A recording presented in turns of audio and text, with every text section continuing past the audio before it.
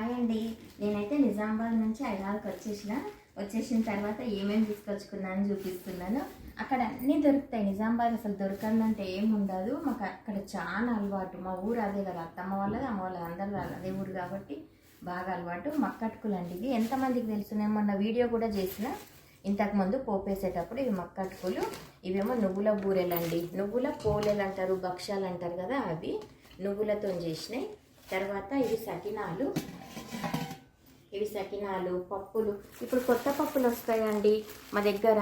పెసరపప్పు, మినపప్పు, తొగరపప్పు, మన కొత్త పప్పులు, ఇప్పుడు కొత్తగా వండిన పప్పులు ఇవి. జీలకర్ర అక్కడి నుంచే తెచ్చుకుంటా నేను. ఇంకా కలర్స్ కూడా తెచ్చేసిన. మా పాపనేమో తీసేసుకో మమ్మీ తీసేసి, ఇక్కడ కూడా దొరుకుతాయి అన్నీ, కానీ అక్కడి నుంచి తెచ్చుకుందామని చెప్పి తీసుకొచ్చిన కలర్ ప్యాకెట్. నేను ఎక్కువ వాడతాను కదా, రోజు వేస్తాను కదా ముగ్గు. ఇంకా స్టిక్కర్ ప్యాకెట్లు. ఇవేమో చక్కెర నోము అండి. ఎంతమందికి తెలుసు ఇది చక్కెర చిలుకలు?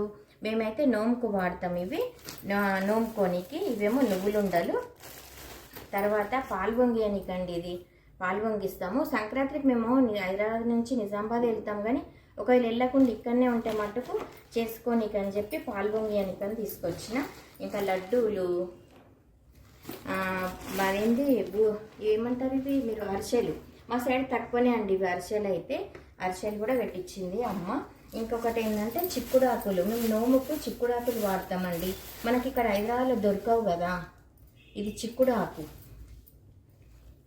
చిక్కుడాకును మేము కంకణంలాగా కట్టి అది నోముకు వాడతాము. ఇక్కడ హైదరాబాద్లో దొరుకుడు కష్టం కదా అని అక్కడి నుంచే తీసుకొచ్చిన. ఫ్రిడ్జ్లో పెట్టాలి ఇవి. కూరగాయలు తీసుకొచ్చుకున్న. ఇవేమో మేము కంచుళ్ళు నోముకే, ఇవి కూడా నోము కోసమే తీసుకొచ్చుకున్నా. ఇవన్నీ తీసుకొని షాపింగ్ అంతా చేసి అన్నీ తీసుకొని వచ్చేసినాం.